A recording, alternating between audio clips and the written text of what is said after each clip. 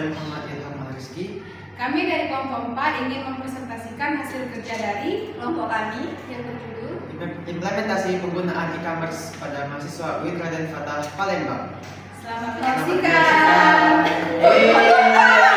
Riset kuesioner penelitian implementasi penggunaan e-commerce pada mahasiswa UIN Raden Fatah Palembang. Nama kelompok yang pertama Rifda Aurelia, Muhammad Ilham Rizky, Junita Indriani, dan Askia. Judul penelitian. Digiformnya adalah kuesioner penelitian implementasi penggunaan e-commerce pada mahasiswa UIN Raden Fatah Palembang. Berikut adalah sejumlah responden dan terdapat 109 responden atau jawaban. Hasil kuesionernya. Pada diagram pertama menunjukkan sebagian besar responden yang senilai 78%. Hal ini menunjukkan bahwa mayoritas responden lebih sering menggunakan Shopee untuk berbelanja dibandingkan aplikasi e-commerce yang lainnya. Kemudian pada slide yang kedua menunjukkan bahwa sebagian besar responden senilai 51,4%. Responden setuju dengan pernyataan tersebut sehingga mayoritas responden merasa puas dengan kemudahan aplikasi yang ditawarkan oleh Shopee. Baik, pada diagram ketiga ini sebagian besar responden atau senilai 39% menunjukkan kategori kebiasaan belanja bulanan yang paling umum.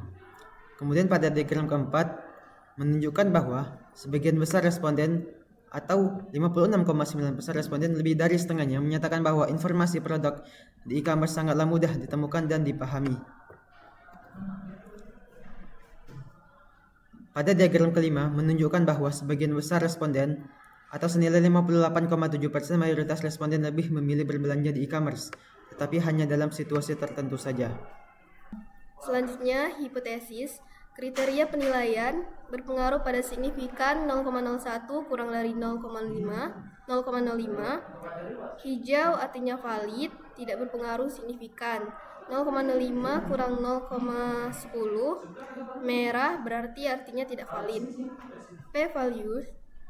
Nilai P menunjukkan signifikasi statistik dari koefisien jalur. X1 sama dengan X1 ke Y memiliki pengaruh yang signifikan terhadap Y dengan p-value 0,047 dan berwarna hijau yang artinya valid. X2 ke Y dan X3 ke Y tidak berpengaruh yang signifikan terhadap Y dan berwarna merah tidak valid. Untuk mengetahui berapa nilai dari uji normalitas bisa dilihat dari regression analysis pada residuals, di excess, kurtosis, dan skewness. Kriteria penilaian skewness normal rentang -1 dikurang +1. Excess kurtosis normal rentang -1 dikurang +1. Y skewness negatif 0,582 artinya normal dan kurtosis positif 0,504 artinya normal. Gambar tersebut adalah QQ plot residual dari analisis regresi menggunakan Smart PLS.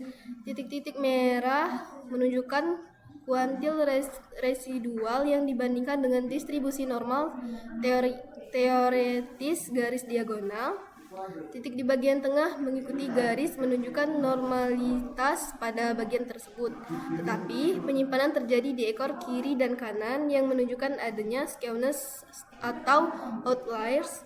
Hal ini berarti asumsi normalitas residual tidak sepenuhnya terpenuhi.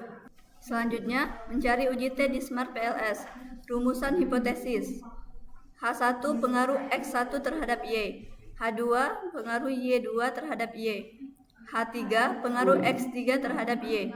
Dengan A sama dengan 5%. Hasil pengujian nilai T. 1. Pengujian hipotesis H1.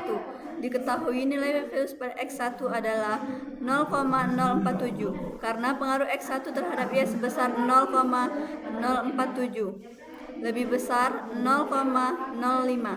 Maka pengujian hipotesis H1 ditolak. 2. Pengujian hipotesis H2.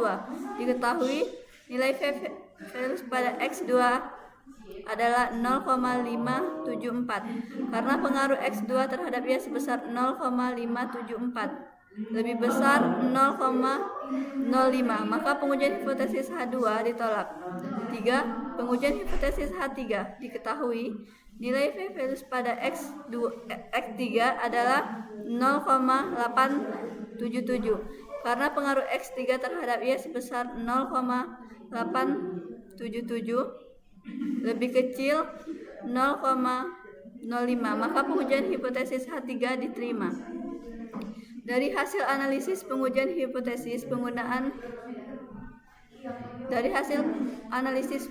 hipotesis menggunakan uji T di atas, dapat disimpulkan bahwa variabel Versil X3 berpengaruh dengan variabel terikat Y, sedangkan variabel Versil X1 dan X2 tidak berpengaruh dengan variabel terikat Y. Mencari uji F-square di Smart PLS. Nilai F-square untuk step indikator X1 0,044. Nilai ini menunjukkan bahwa X1 memiliki pengaruh yang kecil terhadap Y. Meskipun ada pengaruh, nilai ini tergolong rendah. X2 0,005. Nilai ini menunjukkan bahwa X2 memiliki pengaruh yang sangat kecil terhadap Y. Ini menunjukkan bahwa X2 hampir tidak menjelaskan variasi dalam Y. X3 0,000. Nilai ini menunjukkan bahwa X3 tidak memiliki pengaruh yang signifikan terhadap Y. Dengan nilai ini bisa dikatakan bahwa X3 tidak menjelaskan variasi dalam X sama sekali. Mencari uji R-square di Smart PLS. Penjelasan kolom R-square atau koefisien determinasi adalah ukuran yang menunjukkan proporsi variasi dalam variabel dependen Y yang dapat dijelaskan oleh variabel independen X1, X2, X3, di mana nilai R-square berkisar antara 0 dan 1. Nilai untuk variabel Y, R-square 0,074. Penjelasan. Nilai ini menunjukkan bahwa hanya 7,4% variasi dalam Y dapat dijelaskan oleh X1, X2, dan X3. Ini tergolong rendah, menunjukkan bahwa model tersebut tidak dapat menjelaskan sebagian besar variasi dalam Y. Jadi, nilai S-square yang rendah menunjukkan bahwa model yang dibangun dengan menggunakan X1, X2, dan X3 tidak cukup baik untuk menjelaskan variasi dalam Y. Mencari uji Z-square di Smart PLS. Hasil output uji independen Smart Sample Test yang ditampilkan pada kedua gambar, kesimpulan yang dapat diambil. 1. X1 variabel pertama, nilai sig-to-tailed 0,685 lebih besar dari 0,05. Kesimpulan, tidak ada perbedaan rata-rata yang signifikan antara kedua kelompok pada variabel X1.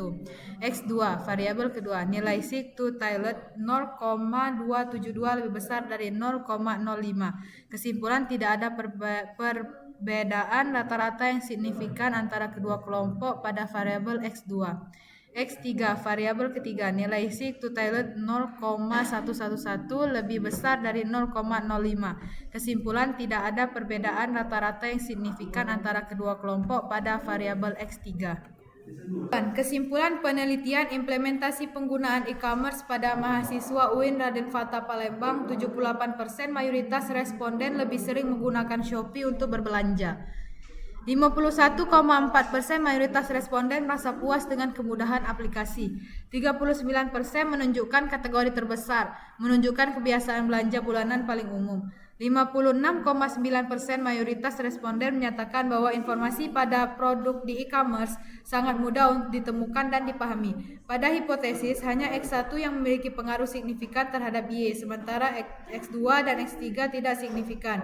Pada normalitas, residual model mendekati normal. Ini menunjukkan model memiliki performa yang cukup baik, tetapi ada beberapa deviasi dari asumsi normalitas.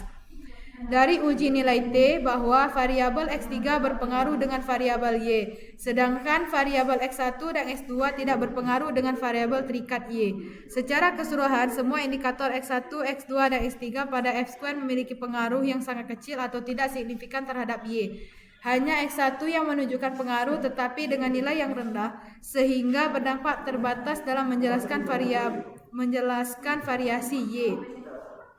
Nilai R-square yang rendah menunjukkan bahwa model yang dibangun dengan menggunakan X1, X2, dan X3 tidak cukup baik untuk menjelaskan variasi dalam Y.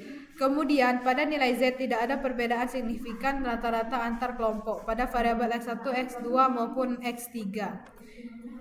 Terima kasih. Terima kasih telah menyaksikan presentasi dari kelompok kami. Apabila ada